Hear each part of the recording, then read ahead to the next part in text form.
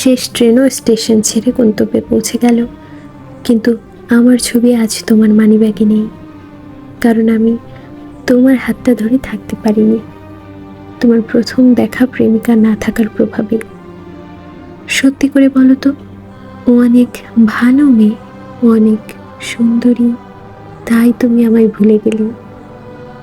কবুল বলার আগে তোমার চোখের পাতা কি আমার মুখটা দেখে একবারও কেঁপে উঠবে? তোমার বিয়ের দিনে, তোমার বন্ধুদের ফটো সেশনে হঠাৎ সবাই তোমাকে বলবে, দেখ দেখ তোর প্রাক্তন।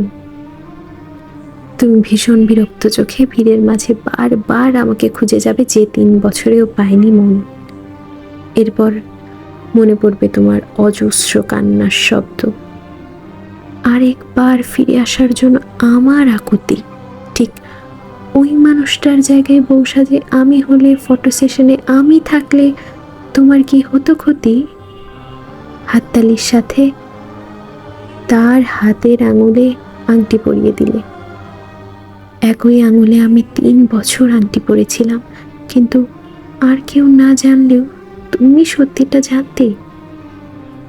সে যেসব প্রয়োজন পূরণই ছিল, আমি ব্যর্থ ছিলাম। তোমার প্রতারণা করার উদ্দেশ্য আমি ঠিকই জানি। কিছু সময় মানিব্যাগে ধার করা টাকা রাখতে, কিছু সময় শরীর স্পর্শ করে তোমায় বাবা বানাতে, কিছু সময় যৌতুকের টাকায় নিজের ঘর সাজাতে।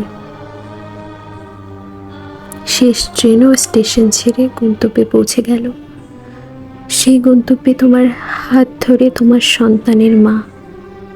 জানি না তোমাদের প্রেম ভালো ছিল নাকি বিয়ে। পুরো একটা জীবন চলে যাবে, কি করে করি ক্ষমা?